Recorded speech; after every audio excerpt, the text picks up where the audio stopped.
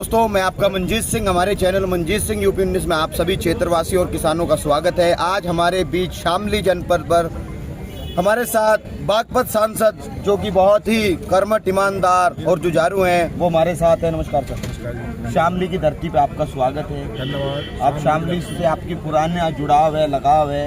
मुझे शामली अपना परिवार से लगता है। कैसा लगा आज? बहुत अच्छा लगा और तमाम साथी मिले हैं। अभिषेक अच्छा लगा, हौसला बढ़ा।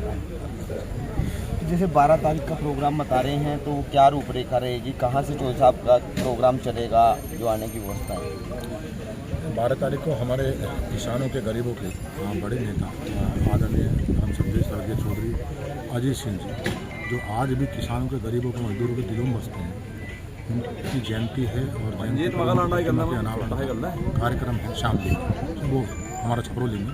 और मैं शामली इसीलिए आज यहाँ आया था। यहाँ हमारे संगठन के कार्यकर्ताओं की बैठक थी, उन्होंने मुझे भी बुलाया था और मुझे अच्छा लगा कि उन्होंने ऐसे मौके पर मुझे बुलाया जब मैं खुद भी उनको यहाँ न्योता देना चाहता था। मैं तो आज उनको न्योता दे रहा हूँ कि आप सब 12 फरवरी को परम श्रद्धेय स्वर्गीय चौधरी अजीत सिंह जी की प्रतिमा का अनावरण के अवसर पर, जिनके दिलों में आज भी चौधरी अजीत सिंह बसते हैं, उस कार्यक्रम में आप बढ़ चढ़ कर हिस्सा लें और वहाँ पहुँचें, अपने नेता को श्रद्धांजलि दें और अनावरण के कार्यक्रम में आप सब शरीक हों।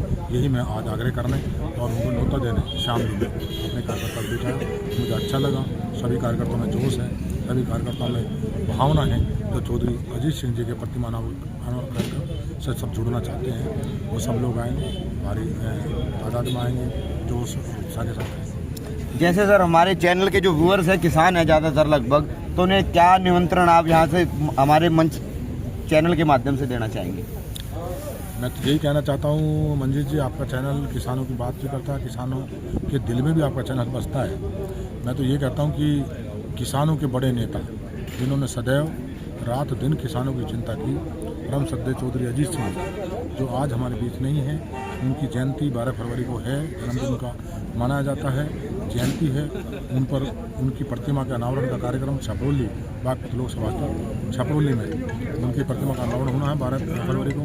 और आदरणीय मुख्यमंत्री योगी आदित्यनाथ जी उसका अनावरण करेंगे और आदरणीय चौधरी जयंत जी, केंद्रीय मंत्री भारत सरकार, वो रहेंगे अनावरण कार्यक्रम में।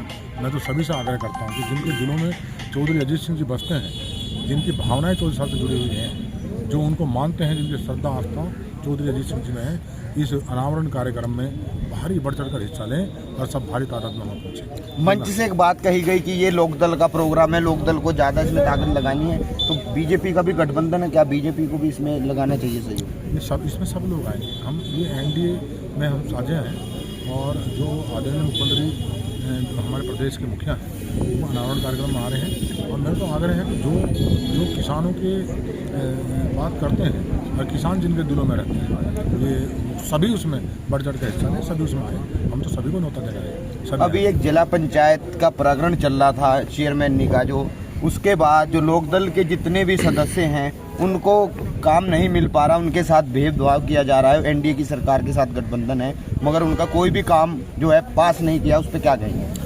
नहीं, अगर कोई ऐसी बात है तो बैठ के बातचीत हो जाएगी, बैठ के बातचीत होंगे कि जो मसला है, जो कोई नाटपा की है, जो मतभेद है, वो सारे दूर कर दिए जाएंगे और सबको बराबर काम करने का अवसर मिलेगा। क्योंकि जो चेयरमैन हैं वो भी हमारे एनडीए से हैं और हम सब लोग इकट्ठा हैं और सबके, क्योंकि हम सब जिला पंचायत जो है, तो चेयरमैन है, तो सदस्य हैं, हम सब जो जिन्होंने वोट दिया है, जो उनके वार्ड है, जो आम आदमी जो जिला पंचायत से जुड़ा है, उनके हितों की बात करते हैं, उनके जो काम हैं उनके लिए वो अपनी बात रखते हैं वहाँ पर। तो आम आदमी का काम हो, जिला पंचायत की जो योजनाएँ हैं उनका लाभ आम आदमी तक पहुँचे और वो हर सदस्य के माध्यम से पहुँचे। तो इसमें कोई बात अगर ऐसी उनकी बातचीत करते हैं, क्योंकि सभी जो आपने बात करी, नागरिकों ने वोट देकर सदस्य चुने, उन सदस्यों से ही जिला पंचायत अध्यक्ष चुना गया है, तो उसमें भेदभाव नहीं होना चाहिए किसी भी क्षेत्र से, मगर वो साफ तौर पे नजर आ रहा है यहाँ पे। नहीं, ऐसा होगा नहीं, वो बातचीत करेंगे, वो समझना ठीक करेंगे। और सभी को हमारा तो नारा है, सबका साथ सबका विकास। ये तो सर बीजेपी वाला नहीं, हमारा एनडीए का नारा है। एनडीए का लोकल का क्या नारा है? सबका विश्वास, सबका साथ, सबका विकास। और हम सब एक हैं, इकट्ठे होकर चलेंगे और जो आम आदमी की जो ज़रूरतें हैं, जो दिक्कतें हैं, जो उनके काम हैं, हम इकट्ठा होकर आम आदमी तक केंद्र सरकार की, प्रदेश सरकार की योजनाओं को लेकर जाएंगे, उसका लाभ आम आदमी तक पहुँचे, इस पर हम सब काम करेंगे। जैसे सर आपने बात करी एनडीए की, तो मुझे एक प्रश्न और याद आ गया। प्रयागराज की जो घटना हुई अभी बता रहे थे, उसमें तथ्यों को छुपाया गया है, जो संख्या है वो सही नहीं बताई जा रही। अभी एक महाराज हैं, उन्होंने भी कहा कि जो भी इस षड्यंत्र में शामिल है उन पर कार्रवाई होनी चाहिए। देखिए, कुंभ का मेला हमारी आस्थाओं से जुड़ा हुआ है और महाकुंभ में बहुत से लोग, करोड़ों की भावना जुड़े हैं। गंगा यमुना सरस्वती, ये ऐसा पावन हमारा संगम है जिसमें स्नान करने के श्रद्धालु जाते हैं, भाई ताले में आते हैं। और जब कुंभ का मेला होता है तो हमारे देश के नहीं, देश से दुनिया के श्रद्धालु उसमें स्नान करने के लिए जाते हैं। और जो भी ये इस समय विपक्ष जिस काम पर इस समय लगा वो उन्होंने इस पूरे कुंभ की घटना को जिस तरह से प्रचारित किया है, कुंभ के मेले को बदनाम करने का है ना, वहाँ ऐसे भाव पैदा करने का कि श्रद्धालु डरे जाने से।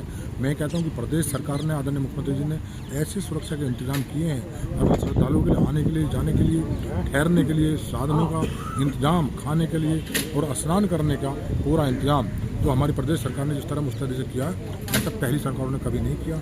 हमारी मुखिया जो प्रदेश के हैं, इस कुंभ मेले के दौरान जितनी बार मुख्यमंत्री जी ने वहाँ जाने का काम किया है और सारी सुरक्षा व्यवस्था को, लोगों की समस्या ना हो, उनको आसानी से स्नान करने का, आने का, जाने का, ठहरने का इंतजाम उनको सब मुकम्मल उनकी व्यवस्था हो, इस पर जितनी मॉनिटरिंग, जितनी बार जाकर प्रयागराज में आदरणीय मुख्यमंत्री जी ने की, अब से पहली सरकारों ने, किसी मुखिया ने भी ऐसा काम करने का नहीं काम किया। और 1954 में क्या हुआ था, उस घटना को कैसे भूल जाते हैं जो लोग आज सवाल उठा रहे हैं कि हम आंकड़े छुपा रहे हैं। कौन से आंकड़े छुपा रहे? इतनी भीड़ में आंकड़े छुपाए नहीं जा सकते। और तमाम मीडिया भी था, तमाम लोग हैं, तमाम श्रद्धालु आ रहे हैं, जा रहे हैं। अगर जरा सा भी कोई आदमी किसी की दुर्घटना में कोई मौत भी होगी तो भी सबके सामने आती है। कौन से आंकड़े छुपाए जा रहे हैं? क्यों उस तरह का प्रचार प्रसार कर रहे हैं? और उसके लिए जाँच आयोग का गठन किया है प्रदेश सरकार ने। जाँच रिपोर्ट आने दो, सारी चीज़ें सामने आएंगी। बहुत सारी चीज़ें अभी सामने आने वाली हैं। 2013 में भी क्योंकि सर हम भी ग्राउंड पे पहुंचे, जब हमें समस्या का पता लगा, हमने वहाँ पर भी जांच पड़ताल की।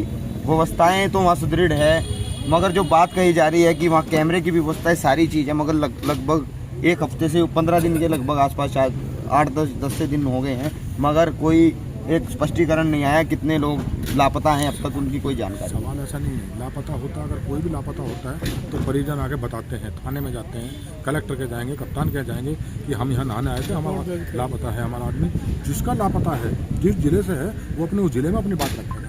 ये बिना वजह की बेबुनियाद बातें, मन गढ़ंत जो कहानियाँ रची जा रही हैं, जो विपक्ष रच रहा है, ये बड़ा दुर्भाग्यपूर्ण है। और मैं अभी आपसे बता दूँ, 2013 में किसकी सरकार थी? 2013 में जो घटना घटी, कितने लोगों की जान चली गई कुंभ के दौरान प्रयागराज में, किसकी सरकार थी? आपके दो शब्द आपने संवेदनाओं के बोले नहीं। किसी आहत को, पीड़ित को, जिनकी जानें चली गई, आपने उनकी आर्थिक मदद करने का काम नहीं किया।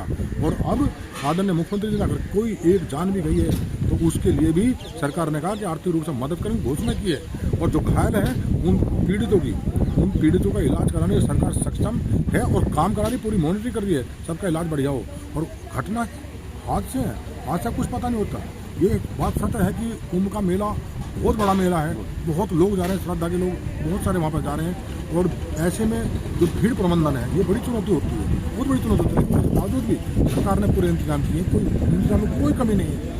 हादसों का क्या है? हमारे बागपत जनपद में बड़ो अभी जैन समाज का धार्मिक आयोजन था, और जैन समाज के धार्मिक आयोजन में ये अचानक घटना घट गई। 7-8 लोगों की जान चली गई मौके पर, और 70-80 लोग गंभीर रूप से घायल हो गए।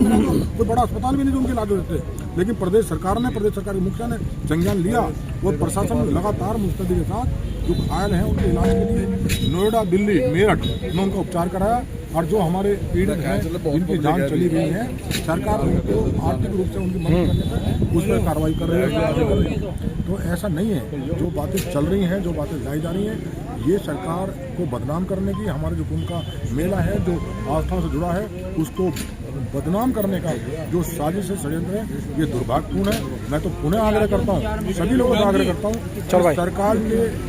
सरकार के जो फैसले, जो सरकार का काम है, जो हमारा जो कुंभ का स्नान है, कुंभ का मेला है, जिस तरह प्रबंधन और सरकार ने जो प्रबंध किया है, उनकी प्रशंसा करें, उनकी सराहना करें। जो हादसा हुआ है, हम तमाम विपक्ष को पीड़ित परिवार के साथ खड़ा होना चाहिए ताकि उनको संबल प्रदान हो और सरकार के साथ खड़े हो कि हमारा मेला, कुंभ का मेला सकुशल संपन्न हो। हम सरकार के साथ खड़े हैं, इसमें काहे की राजनीति है? ये राजनीति का विषय ही नहीं है। धन्यवाद सर। एक प्रश्न और, जिसके लिए राष्ट्रीय लोकदल जानी जाती है किसानों की बात, क्या 12 तारीख में गन्ने का भाव तय होगा? उस पर सरकार काम कर रही है और किसानों के साथ कोई ना अनदेखी होगी ना अहित होगा। किसानों को गन्ने का भाव समय पर मिले और किसानों को गन्ने के भाव मिले, लंबा इंतजार न करें, सरकार इसमें काम करेगी। धन्यवाद सर।